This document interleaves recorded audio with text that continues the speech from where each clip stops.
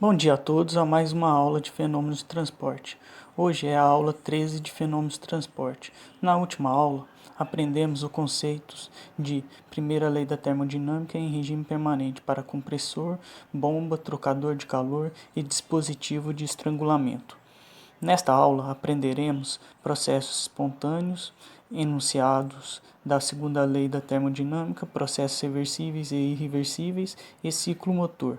Por último, daremos um exemplo do conteúdo aprendido hoje. Item 4.1 Introdução à segunda lei da termodinâmica. A primeira lei da termodinâmica estuda a quantidade de energia e as transformações de energia de uma forma para outra. Não leva em conta a qualidade e não faz restrições à direção de um processo. O cumprimento apenas da primeira lei da termodinâmica não garante que o processo possa realmente ocorrer.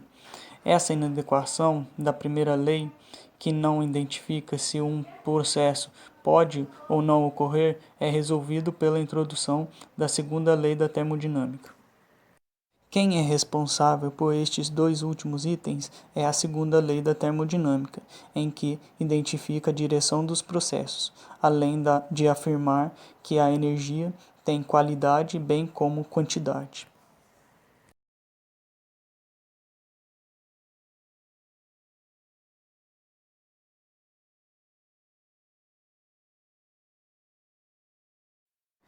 Item 4.2 Processos espontâneos. Esta seção visa motivar para a necessidade e a utilidade da segunda lei da termodinâmica. Vamos definir a direção dos processos espontâneos. Para isto, faremos 3 casos.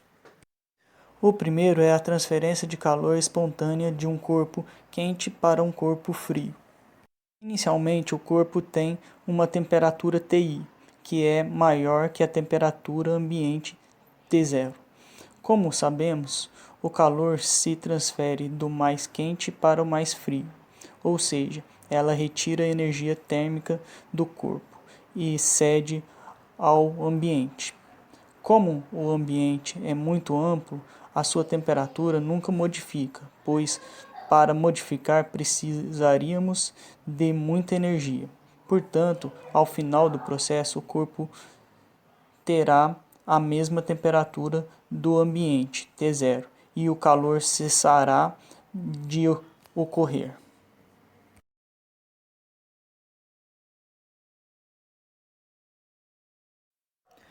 O segundo é a expansão espontânea de um reservatório de ar, quando a válvula é aberta. Inicialmente, o cilindro está fechado e tem pressão interna PI, maior que a pressão do meio ambiente, P0. Ao abrir a válvula, o ar contido dentro do cilindro sai por haver maior pressão. Como o ar é expelido de dentro do cilindro, a pressão interna começa a diminuir. Como o ambiente é muito amplo, a sua pressão nunca modifica, pois para modificar precisaríamos de muita energia. Portanto, ao final do processo, o corpo terá a mesma pressão do ambiente P0 e o ar cessará de escoar para fora do cilindro. O terceiro é a queda de um corpo de massa m de um nível superior para um inferior. Inicialmente, o corpo está pendurado a uma altura Zi do chão, portanto tem uma energia potencial devido à força da gravidade. Ao cortar a corda que está segurando a massa cai devido à força da gravidade. Ao final do processo, o corpo de massa m se encontra numa altura Zf e não tem mais energia potencial, ou seja, toda a energia potencial foi dissipada na queda.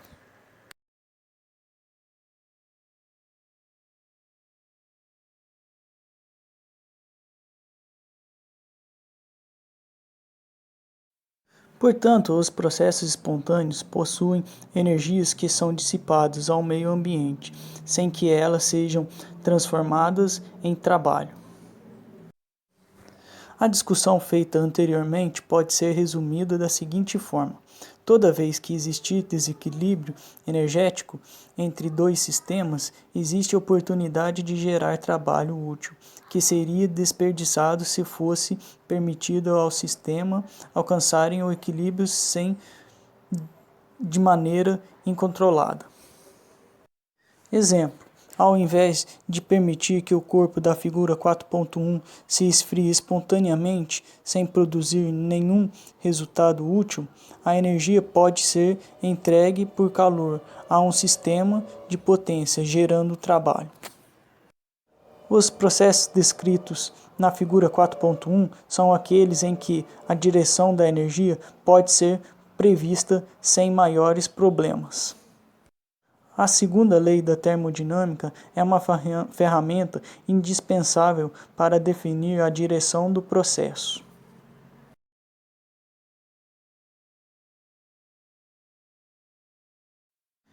Reconhecendo a possibilidade deste processo espontâneo de realizar trabalho, nós podemos perguntar: qual é o trabalho útil teórico máximo que poderíamos produzir?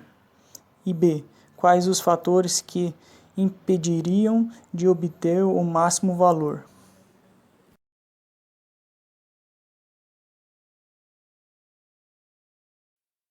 A segunda lei da termodinâmica e suas discussões são úteis para o seguinte: a. Prever a direção do processo. B. Estabelecer condições para o equilíbrio do processo. C. Determinar o melhor desempenho teórico dos ciclos dos dispositivos. E D. Avaliar quantitativamente os fatores que impedem de se obter o melhor nível teórico do desempenho.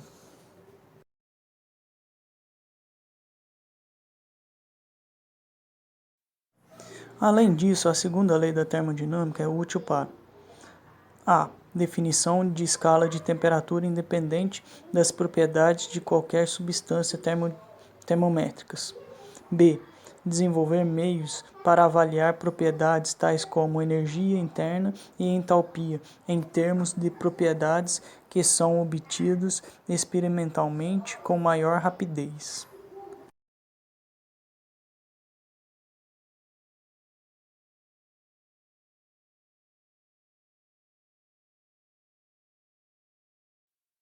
Item 4.3. Enunciados da segunda lei da termodinâmica.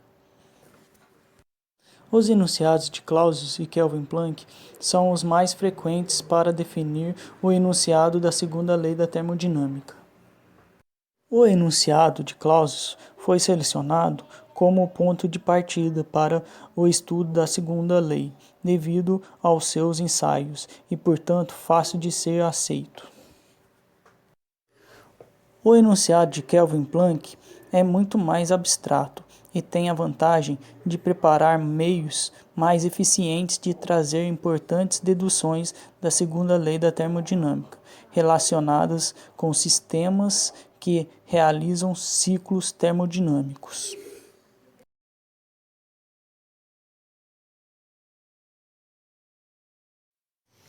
Enunciado de Clausius. É impossível para qualquer sistema operar de tal modo que o único resultado seria a transferência de energia por calor de um corpo frio para um corpo quente espontaneamente. Ilustrando o enunciado de Clausius, temos que o calor é sempre transferido do reservatório mais quente para o reservatório mais frio. Este é o processo natural ilustrado pela barra metálica do lado esquerdo da figura 4.4. A barra de metal do lado direito não consegue transferir espontaneamente calor do reservatório mais frio para o mais quente.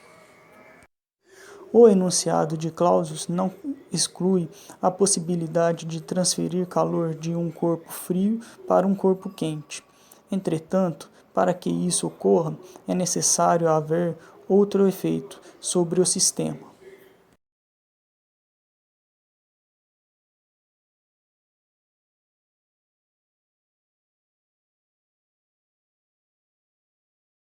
Enunciado de Kelvin Planck. É impossível para um sistema operar segundo um ciclo termodinâmico e entregar um trabalho líquido para sua vizinhança enquanto receba energia por calor de um único reservatório térmico. A ilustração da figura 4.5 mostra o que quer dizer o enunciado, ou seja, que não conseguimos produzir calor utilizando apenas um reservatório. Isto não pode ocorrer, pois não é toda a energia do reservatório quente pode ser transformado em trabalho.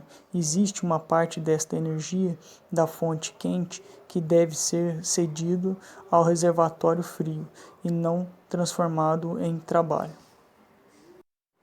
O enunciado de Kelvin Planck não exclui a possibilidade do sistema realizar trabalho líquido, retirando calor de uma única fonte.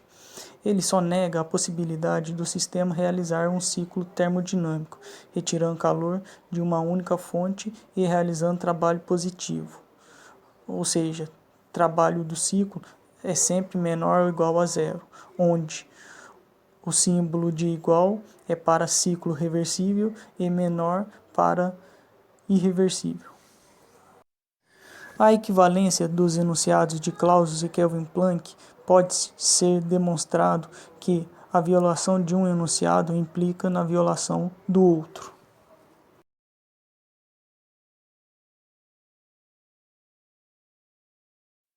Item 4.4. Processo irreversível e reversível. Processo reversível. Um processo tem esse nome se ele puder realizar um processo e voltar ao sistema e à vizinhança para o estado inicial.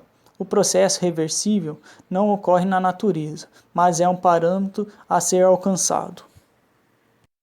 Processo irreversível.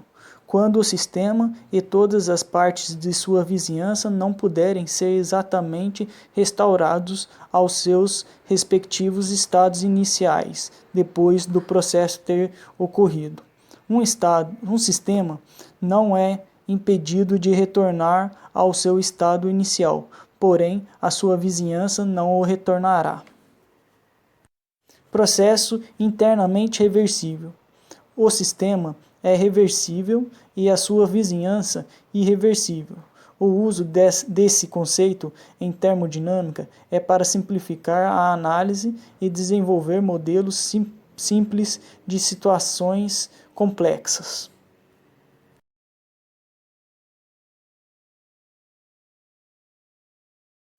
Normalmente, o que pode acarretar irreversibilidades no processo são atrito, expansão não resistida, troca de calor com diferença finita de temperatura, mistura de duas substâncias diferentes, reações químicas espontâneas, corrente elétrica passando através de uma resistência, magnetização ou polarização com esterese, deformação inelástica.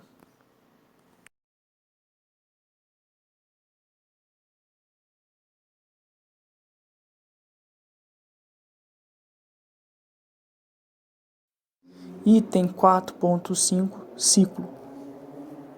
Ciclos são máquinas que aproveitam a energia que existe entre dois reservatórios. Assim, temos dois tipos de máquinas: as que realizam trabalho, máquina térmica motora, e as que recebem trabalho, máquina térmica geradora.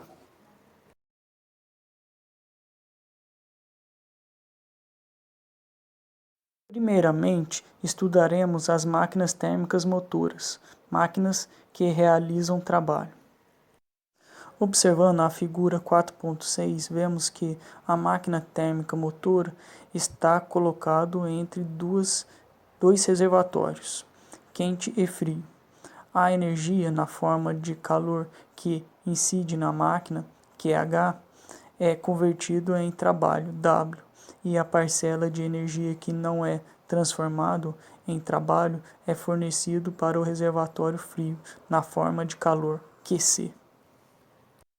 Exemplos de máquinas térmicas motoras que fazem este processo são turbinas a gás, máquinas a vapor e motor automobilístico.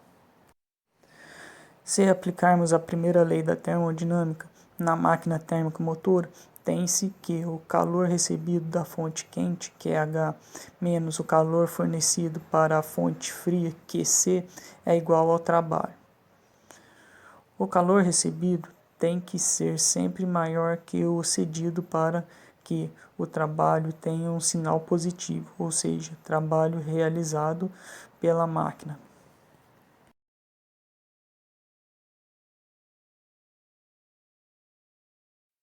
A próxima máquina em estudo são as máquinas térmicas geradoras, máquinas que recebem trabalho.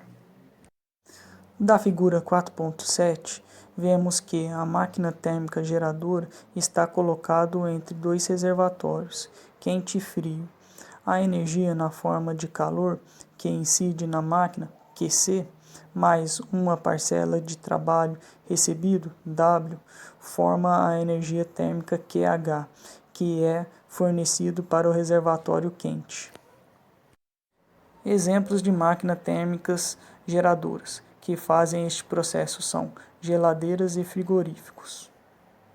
Se aplicarmos a primeira lei da termodinâmica na máquina térmica geradora, tem-se que o calor fornecido à fonte quente, QH, é igual ao calor fornecido pela fonte fria, QC, mais o trabalho recebido, W. O calor cedido da fonte fria, QC, tem que ser sempre maior que o cedido para a fonte quente, QH, para que o trabalho tenha um sinal negativo, ou seja, trabalho recebido pela máquina.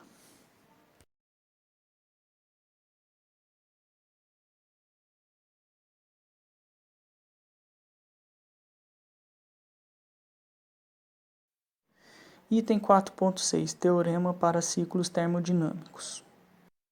O primeiro teorema a ser visto é o Teorema de Carnot, que limita a eficiência do ciclo motor. A eficiência é obtida sempre da energia útil pela sua energia disponível.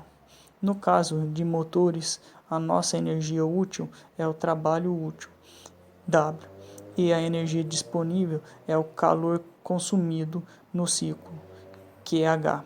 Assim, fica que o rendimento teórico das máquinas motoras é igual ao trabalho útil pelo calor consumido.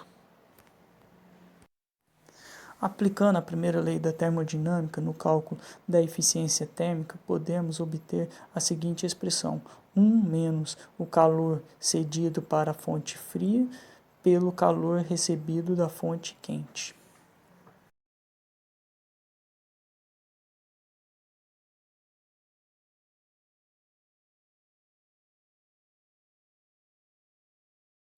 A eficiência do ciclo não pode chegar a 100%, pois ela violaria o enunciado de Kelvin Planck, pois tem que fornecer energia para um segundo reservatório.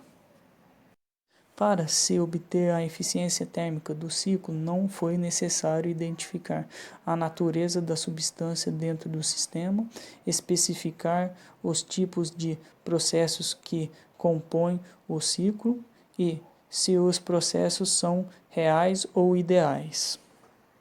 Conclui-se que a eficiência térmica é menor que 100%, isto é aplicado a todos os ciclos, sem se preocupar com os detalhes do funcionamento.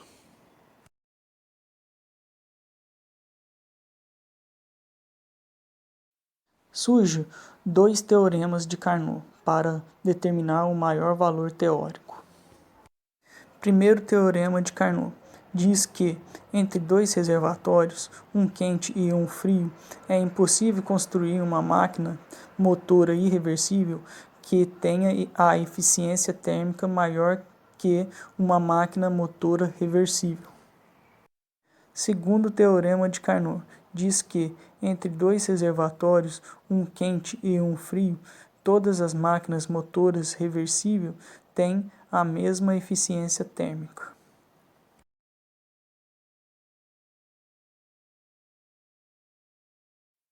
Faremos hoje um exemplo simples mostrando como obter a eficiência térmica de uma máquina térmica motor.